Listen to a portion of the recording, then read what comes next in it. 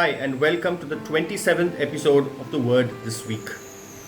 A father took his kids to a village for a reality check and to make them understand hardship, what they take for granted, and contentment.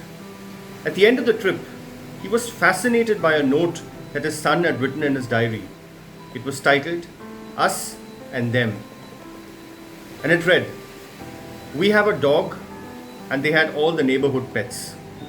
We have a pool that stretches to the middle of our garden, and they have a creek that has no end. We have imported lanterns in our garden, and they have the stars at night. Our porch stretches to the front yard, and they have the whole horizon. We have a small piece of land to live on, and they have fields that go beyond our sight. We have servants who serve us, but they serve others. We buy our food, but they grow theirs.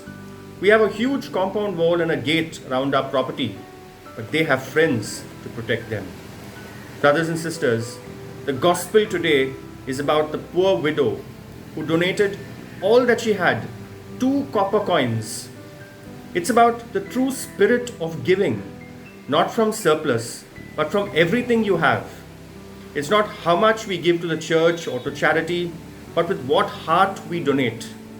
You may have noticed that while the rich often grudgingly open their fists, and when they do, it's either for publicity or due to guilt or perhaps even for a tax break. But when the poor loosen their purse strings, it's done with a flourish, with no hesitation whatsoever. In God's court, less is more. And that generosity can only stem from faith that God will provide.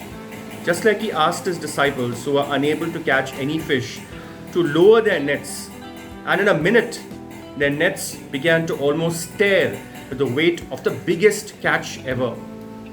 Earlier this week, I retweeted a picture on Twitter. It was of a poor laborer who barely manages to make ends meet, sitting at a restaurant table to treat his little daughter on her birthday.